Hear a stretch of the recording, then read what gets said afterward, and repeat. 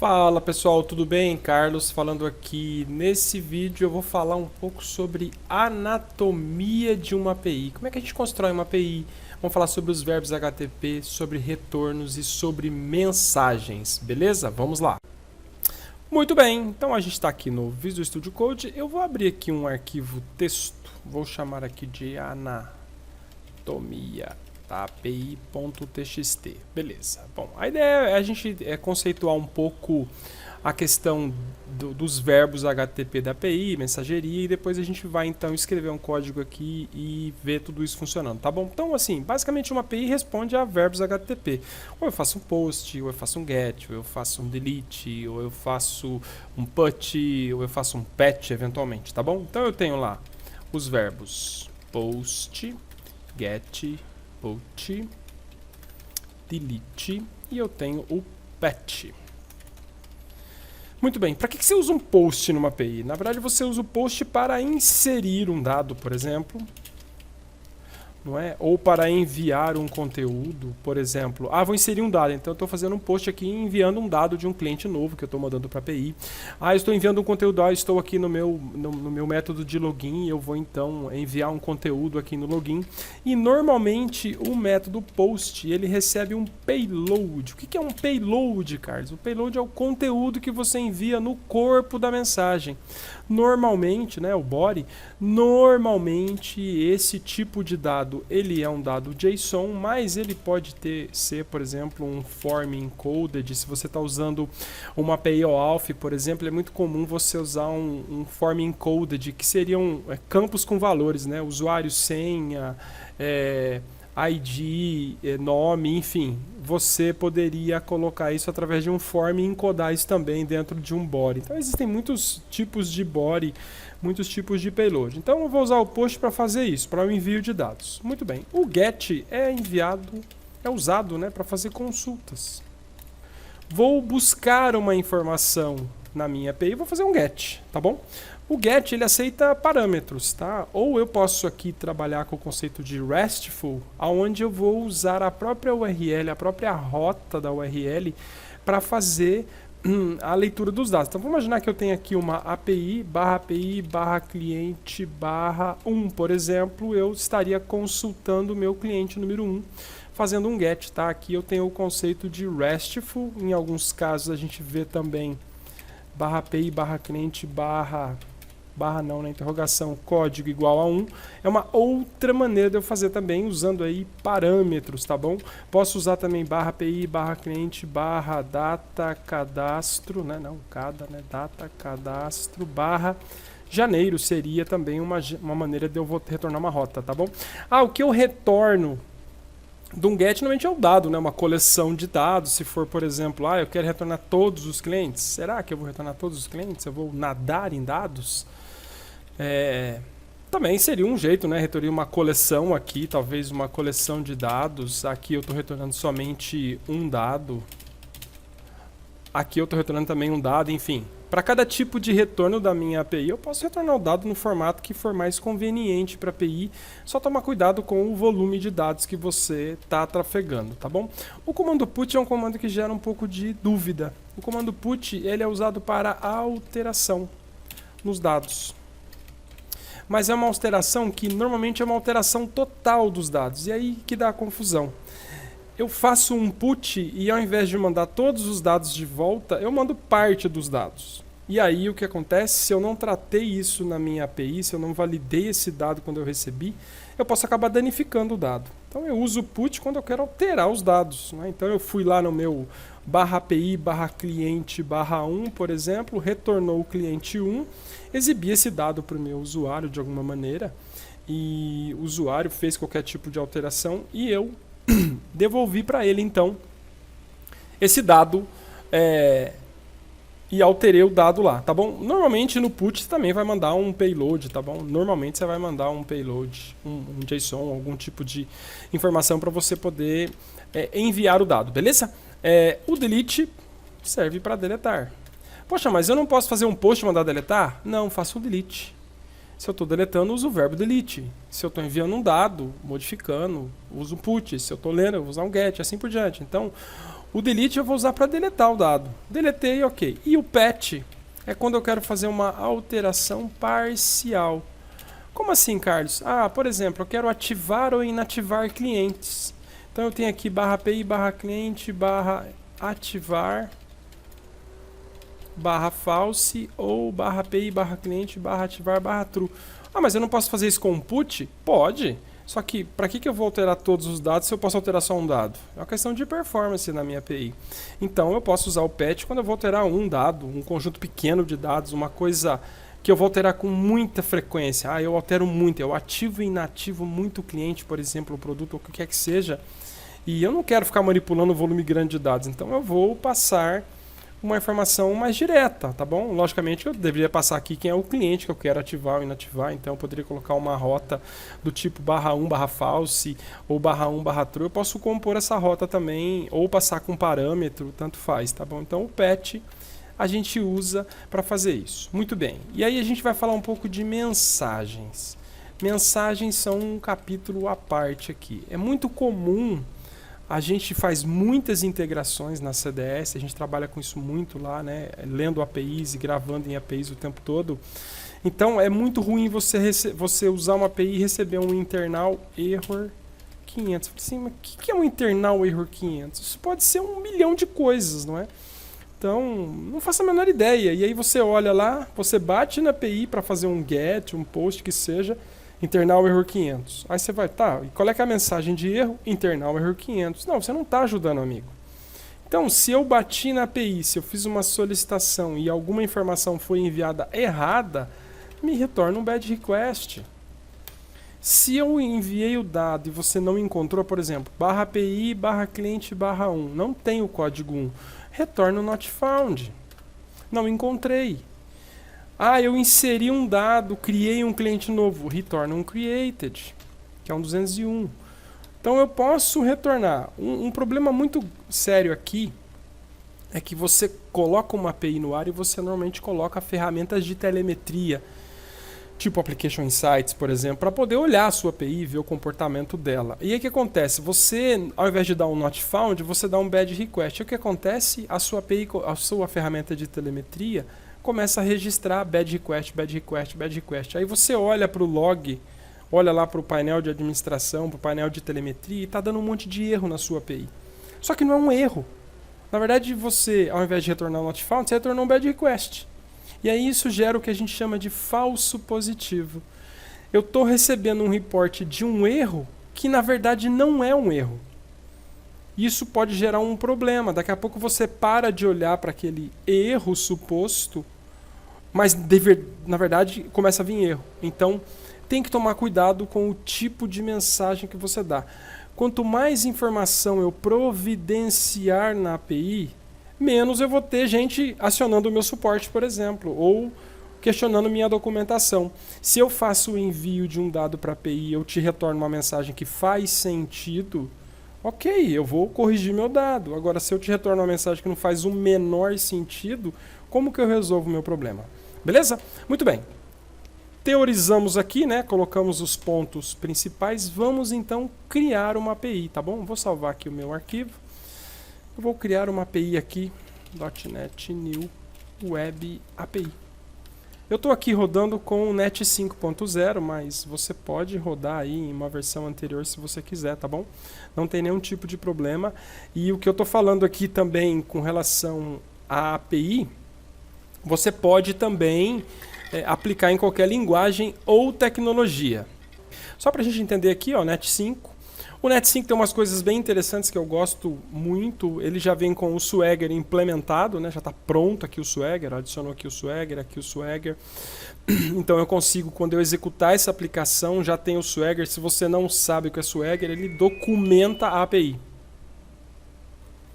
Muito bem.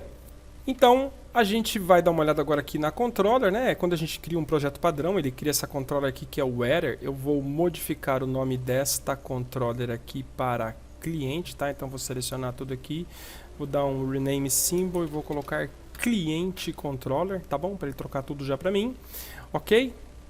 Eu vou tirar aqui esse static daqui, eu não preciso dele aqui, tá bom? Eu vou colocar isso de um jeito um pouquinho diferente. Vou deletar também aqui esse get, porque a gente vai montar de uma outra maneira, tá bom? Beleza. Também tem essa classe forecast que está aqui, eu não vou usar dessa maneira e vou tirar também, beleza? Estamos API sem nada aqui. Eu vou criar aqui na raiz desse projeto uma pasta chamada models. Espera um pouquinho que está criando aqui no lugar errado, né? Vamos criar aqui uma pasta chamada models, né? Opa, tá aqui, ó, new folders. Models, tá bom? Então eu criei um models, aí dentro de model eu vou criar um cliente.cs. Deixa só eu pegar aqui o namespace, ok, deixa eu só depois renomear aqui. Então deixa eu só criar aqui .models, tá bom? Então eu tenho aqui um public class cliente, opa, cliente controller não, cliente, e aí eu vou ter aqui um public int id, tá? Vou simular aqui, eu não vou falar de acesso a dados nesse vídeo, é mais para a gente entender sobre a API, mas eu poderia facilmente falar aqui, tá bom? Deixa eu só trocar aqui o nome que acabou não trocando para cliente controller, tá bom? Então tem um model e tem aqui o meu cliente, tá bom? Beleza? Opa, deixa eu só trocar aqui o ponto e vírgula, aqui, beleza. Muito bem. Muito bem, então eu vou fazer aqui um acesso, vou simular um acesso a dado aqui nessa API, logicamente que é didático, só para a gente entender o conceito aqui. A gente vai então, vou criar um objeto estático para simular aqui o acesso a dado, para a gente também não gastar muito tempo. O objetivo é entender a questão da API, tá bom? Então eu vou criar aqui um private static list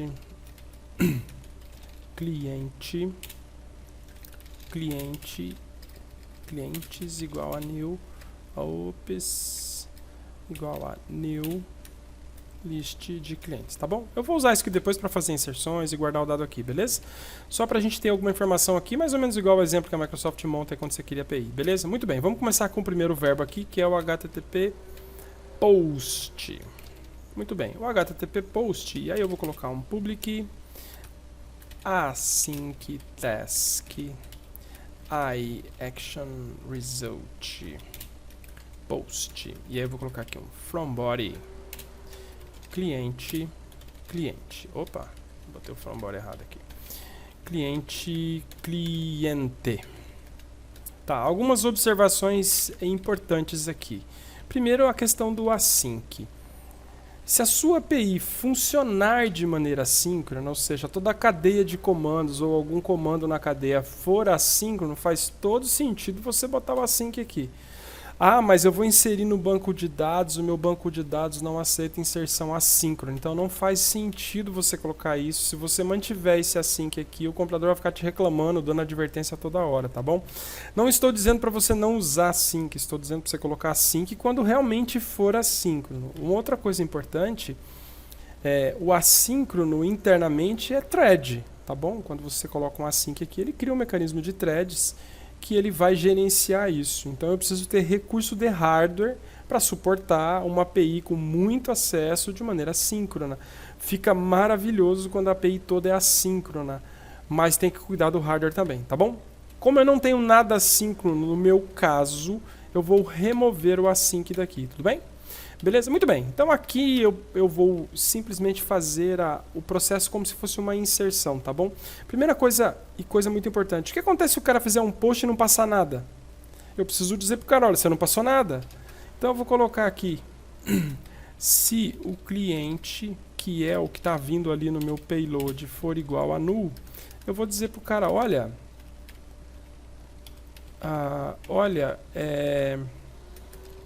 return bad request cliente não informado. Aqui, se eu vou colocar essa informação aqui, aonde, se vai ser nesse ponto, ou se vai ser numa classe de serviço, isso é uma discussão de arquitetura que não cabe aqui ao exemplo que é básico de API, tá bom? Se você acha interessante um vídeo sobre usar arquitetura, classe de serviço, coloca nos comentários aqui, eu posso gravar isso num outro dia, falando um pouco mais da abstração aqui, de colocar uma classe de serviço no meio do caminho, tá bom? Mas a princípio, eu estou validando o meu dado na borda, que a gente chama, né? Antes de eu entrar nas as camadas de dados, eu estou verificando se o que eu estou recebendo faz sentido. Então, se eu já comecei com nulo aqui, eu já paro aqui mesmo, tá bom? Outra coisa que é importante para mim é se o cliente veio com o nome. Então, o cliente é uma string, né? Então, string.isNull.orEmpty cliente.nome. Então, teoricamente, né? Teoricamente não, o cara não passou aqui para mim nome do cliente em branco, tá bom? Beleza, muito bem.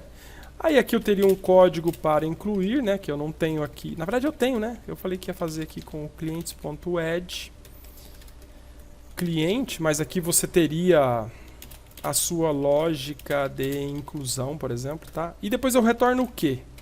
Ah, eu posso retornar um OK? Você pode retornar um OK e está OK, tá bom? Mas eu vou retornar um created. O created pede 2 parâmetros. Normalmente eu colocaria aqui, por exemplo, o cliente ID que o meu banco retornou, se na sua API isso fizer sentido, tá bom? Ah, mas o cara pode fazer uma inclusão e pode consultar no banco de dados depois e pegar o ID, mas eu tenho que fazer 2 chamadas. Então, se eu já posso devolver essa informação na primeira chamada, eu economizo uma chamada. A gente, quando constrói uma API, tem que cuidar bastante da questão performance, tá bom? Então, se eu puder encurtar caminhos para quem está consumindo a API, eu vou fazer sempre isso, tá bom? No caso aqui, eu poderia colocar o cliente ID, tá bom? Eu vou colocar como exemplo aqui e eu teria, então, a minha API funcionando, beleza? Eu vou aproveitar aqui e fazer um GET, HTTP GET. E aí isso aqui é uma coisa, eu vou colocar aqui um action result, tá? Eu poderia colocar, por exemplo, fazer um get all, tá? Então eu poderia colocar um list de cliente aqui, tá? E o meu list de cliente poderia ser o get all aqui, e eu der um return aqui, eu der um return de clientes e tá tudo bem, tá ok, tá bom? Mas eu gosto de sempre estar retornando um verbo HTTP, um retorno HTTP, né? Então, ao invés de dar um list aqui, eu vou dar um action result, tá bom? E dentro do meu action result eu vou retornar um OK com o conteúdo que eu tenho que retornar, tá bom? Então eu resolvi aqui e mandei um OK com a minha lista de clientes. Por que o getAll é um método que eu tenho que tomar cuidado? Se eu tiver um cliente, 2, 3, 50, perfeito. Se eu tiver 1 milhão de clientes e bater num método desse, o que acontece com a minha API? Ela pode cair. Tá? Então, a gente chama isso aqui de nadar em dados. Por que nadar em dados? Você acha mesmo que o seu usuário vai buscar 1.000 clientes, 2.000 clientes, vai ficar olhando para esses dados? Não vai, é muito dado. Ah, mas eu posso paginar. Beleza. Então, se eu puder paginar, eu vou passar um parâmetro aqui de, sei lá, página inicial e página e tamanho, né? Sei lá. Aí eu posso usar um recurso do tipo skip take, que qualquer banco de dados, aí, a maioria deles provê hoje, né? O Entity tem, o Mongo tem e alguns bancos têm, e aí sim eu posso paginar o dado. Ah, mas eu tenho aqui uma tabela muito pequena, uma lista aqui de estados, ou uma coisa pequena que não vai aumentar. Ok, só fique atento que se esse dado crescer, essa API pode vir a gerar um problema, tá bom? Uma coisa que eu acabei não comentando aqui é com relação à rota da própria API, tá? Então, aqui eu tenho um route que o ASP.NET Core coloca para mim. Por padrão, aqui a API não tem a rota do API barra, tá? Mas eu posso colocar aqui, por exemplo, API barra, e uma prática muito boa é colocar a versão. Por que versionar uma API?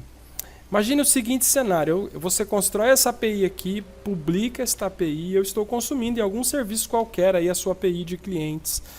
E aí algum cliente está consumindo esse meu serviço e de repente o serviço para de funcionar.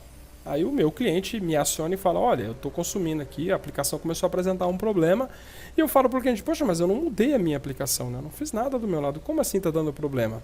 E aí a gente vai começar a investigar, vai gastar um tempo e vai descobrir que a API que está sendo chamada mudou o método. Ah, agora aqui o cliente não é mais cliente, agora aqui o cliente virou fornecedor. Sei lá, hipoteticamente, tá? E aí quebrou a minha aplicação sem eu saber. Então, uma excelente prática é versionar. Vou mudar a API de cliente? V2. É um outro controller V2. E aí no V2 você faz a mudança que precisa e notifica a sua base de usuários. Olha, eu tenho agora uma V2, eu preciso que todo mundo migre para cá, porque em 1 ano, 6 meses, 1 mês, não sei, eu vou tirar a V1 do lugar. mas é importante que você versione a sua API se ela sofrer alterações, tá bom? Não mude uma API que está em produção, não mude chamada da API, a entrada do método ou o retorno do método, isso pode quebrar uma aplicação que está em funcionamento, tá bom? Beleza? Muito bem, a gente tem um basicão aqui, né? Vou fazer mais só o método aqui de get com ID, tá bom? Então http get, e aí eu vou usar aqui o ID e vou pedir aqui um ID. Aqui eu estou usando um formato REST, o RESTful, né? Onde eu vou colocar aqui um public iActionResult get ID e vou colocar aqui o int ID, tá bom? E vou ter aqui uma lógica agora dentro da minha API, né? Por exemplo, var cliente igual a clientes, que seria a minha base de dados, né? Como eu quero só um, eu vou usar first or the full, né? Porque eu posso não ter o dado. E vou fazer um lambda aqui dizendo, olha, o ID tem que ser igual àquele ID ali. Senão vai retornar um nulo, tá bom? E posso fazer um teste aqui. Se o meu cliente for igual a null, quer dizer que eu não encontrei, certo? Retorna o quê? Bad question? Não. Not found. Posso dar uma mensagem aqui, cliente não encontrado, mas é meio óbvio, né? Se eu estou buscando um cliente e o cliente não existe, é o cliente não encontrado. Tá bom? E se o cliente existir, eu dou aqui um return ok com o cliente. Olha, coisa simples, né? Beleza? Posso fazer a mesma coisa aqui, ao invés de usando o padrão RESTful, posso fazer usando um parâmetro, tá? Então eu vou chamar isso aqui de ID parâmetro, vou tirar esse cara daqui, né, que é o comando, e vou deixar dessa mesma maneira. Só que aqui eu vou chamar de ID parâmetro, tá bom? Então eu tenho a mesma coisa, aqui eu estou usando uma rota e aqui eu estou simplesmente usando um nome sem nada na rota, tá bom? Uma coisa importante também, principalmente para o Swagger, que vai documentar a nossa API, é que eu tenho os nomes corretamente, tá bom? Com relação aqui ao post, que é onde a gente às vezes tem problema, eu tenho aqui um HTTP post e eu posso ter um segundo post, tá? Imagina que você faça um segundo post qualquer aqui. E aí esse post, você vai ter que nomear esse post. Primeiro porque eu não sei que post é, não é? Então, por exemplo, aqui seria um post, sei lá, inserir endereço do cliente. Então você vai post endereço, e aqui logicamente teria uma outra classe, tá? Aí eu consigo resolver o problema do post, né? Eu tenho um post que não tem nome e tem um post que está nomeado, tá bom? Então é um outro jeito de eu resolver isso, tá? Então vamos deixar aqui o get. Então eu tenho um post, 2 gets. Vamos ver se roda. Vamos deixar aqui. Vamos abrir a linha de comando e vamos dar um .NET Run.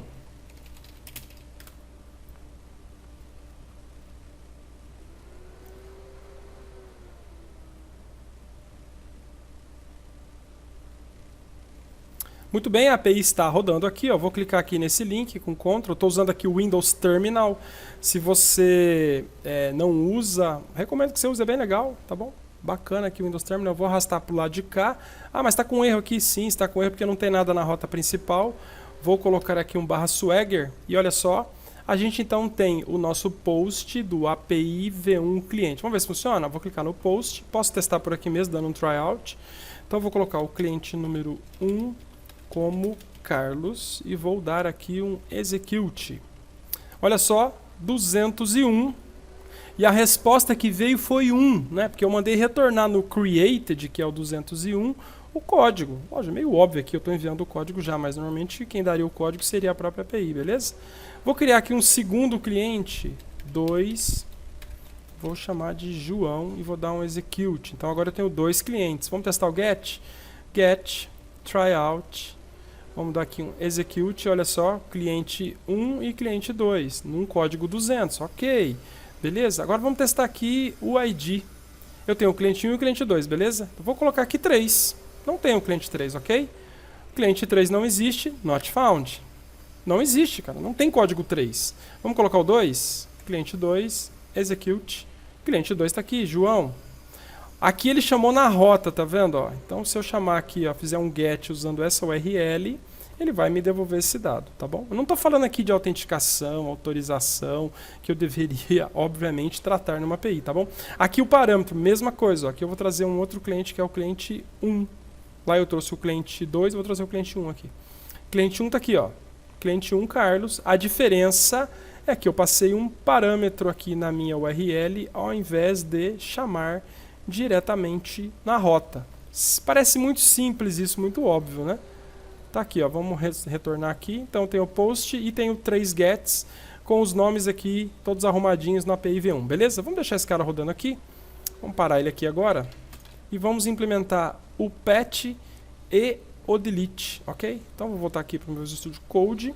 Vamos implementar aqui o delete, http delete. O delete, ele tem uma lógica muito parecida com a do get, né? Eu preciso primeiro ver se o dado existe e depois provocar uma deleção dele, né? Vou dar aqui um iActionResult. Eu estou usando o iActionResult, mas se você quiser retornar o objeto também, no caso, não do delete, obviamente, mas você pode usar, não tem problema. É que eu gosto sempre de estar retornando verbos, comandos HTTP de volta, né? Para poder auxiliar as ferramentas de telemetria que eu eventualmente esteja usando, tá? E o meu delete aqui eu vou passar um ID, tá bom? Eu preciso passar um ID. Na verdade, eu nem preciso aqui passar o ID, só o ID, né? E aí eu vou colocar aqui um int ID, tá bom? Então, eu vou usar primeiro a mesma lógica aqui de ver se o cliente existe, tá? Vou copiar daqui, ó. Então, se o cliente não existe, não existe e acabou, né? Se o cliente existe, então eu vou colocar lá um clientes.delete, né? Clientes.remove, na verdade, né? E eu vou mandar ele remover aquele objeto, que é o cliente, tá bom? E vou dar um return, ok. Ah, mas você não está testando try-catch, coisas do tipo. Eu sou um pouco contra eu colocar try-catch dentro do código. Eu prefiro fazer, no caso do ASP.NET Core, um middleware para tratamento de exceções que pode capturar a exceção e enviar para um log, por exemplo, para mim. Mas nenhum problema de você fazer um try-catch aqui. Só não faça o try-catch do infinito, que é um try-catch assim, ó. Não faça isso, porque isso é uma péssima prática. Você não vai nunca pegar o erro aqui, tá? Eu vou só engolir o erro aqui para ele não dar erro. Não. Se você não quer tratar o erro, não trate. Deixa estourar o erro na tela do usuário, tá bom? Beleza? Tem um delete aqui. E por último aqui, para a gente fechar a nossa API, eu vou fazer um patch. Tá bom? O patch eu vou alterar só o nome do cliente, como eu falei para vocês, né? Eu esqueci o put, né? Vamos fazer o put também. iActionResult, alterar nome, tá bom? E aí eu vou colocar no meu patch aqui, vou colocar um altera nome barra nome, tá bom? Ele tá subindo o meu código aqui, deixa eu mudar aqui. E aí eu vou colocar aqui um string, na verdade eu preciso passar o ID e o nome, né? ID e o nome, tá bom? Então eu vou colocar aqui um int ID, opa! Vou colocar aqui um int ID e um string nome. Que estranho que ele está subindo meu código. Muito bem, primeiro eu tenho que achar o cliente baseado no ID. Então eu vou pegar o mesmo código do NotFound aqui e vou colocar aqui o código do NotFound, beleza? Tá bom? Opa! Vou colocar o código aqui do NotFound e se eu encontrei, então o cliente.nome igual a nome e está resolvida a parada, beleza? Muito bem? E aí um return, ok, e faltou o put, né? O put é muito parecido com isso aqui. A diferença é que eu vou passar o código todo, na verdade, né? Vou copiar aqui o patch e vou fazer aqui o put. Então, ao invés de um patch, é um put apenas, tá? O put ele não vai receber nada aqui, porque o put eu recebo do body, né? Do from body, o meu cliente. O meu cliente. Tá bom? O meu cliente, então eu vou colocar aqui primeiro um existe, né? Vou chamar de existe, se o existe for igual a null, not found. Se não, o existe vai passar a ser o cliente, tá bom? Bem simples, tá? Simples, né? Aqui, na verdade, o ID é cliente.id. Ok? Muito bem, temos a nossa API toda feitinha, toda documentada. Vamos ver se roda. Vamos lá, de novo.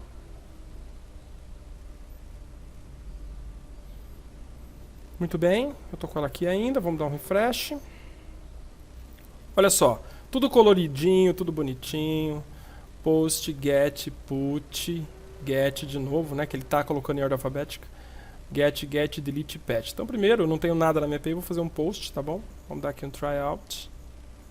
Vamos colocar aqui o ID 1 Carlos, executa. E vamos colocar o ID 2 João, executar. Muito bem, vamos aqui, vamos fechar o post aqui, fechamos o post, vamos pegar o get all, tryout, tá aqui os dois clientes, perfeito. Vamos pegar aqui agora o put e nós vamos alterar aqui vou dar um tryout, né? O cliente 1 vai chamar Carlos alterado. Vamos ver se vai dar certo. Carlos alterado. Ok? Execute.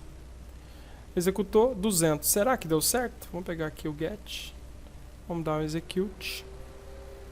Não alterou. Pois é, não alterou. Tá bom, vamos deixar o put aqui, vamos seguir. Depois eu vou consertar o put lá que o código está errado. O get do ID a gente já tinha feito o teste. Vamos ver se a gente consegue deletar. Tryout. Vamos tentar deletar o 3. 3 não existe. Não existe. Not found. Então vamos deletar o 2. Execute. 2, ok. 200, deletou. Muito bem, vamos subir aqui.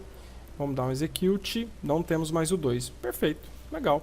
E por último, vamos pegar aqui o patch. O patch eu quero alterar. Agora só tem um cliente, né? Só tem o número 1. Então eu vou alterar aqui, vou clicar no patch, vou dar um tryout. Então o ID 1 agora vai ser Carlos alterado. Vamos ver se altera? Alterado. Alterou. Alterou, será? Vamos ver, senão a gente vai corrigir ele também. Vamos lá, cadê o get aqui? Get all execute. Carlos alterado. Aqui alterou, beleza? Então nós temos que consertar o nosso put aqui, beleza? Vamos consertar o put. Vamos lá. Eu estou acostumado a usar o Entity Framework aqui, na verdade ele não funciona igual ao Entity, né? Vamos parar aqui. Muito bem. Então o nosso comando put não funcionou, porque eu também tentei igualar os objetos aqui, não ia funcionar, né? Então vamos pegar aqui, ó, cliente.nome, que na verdade é o que a gente pode alterar, né? Cliente.nome, o existe.nome, na verdade, né? É igual a cliente.nome. Estranhamente, meu Visual Studio Code fica subindo aqui. Muito bem. Vamos fechar aqui, roda de novo. Então a gente tem aqui o nosso put que não estava funcionando. Rodou, rodou. Vamos lá de novo. Então vamos só inserir um cliente aqui. Tryout. Vamos colocar aqui o cliente número 1. Ops. Cliente número 1, Manuel.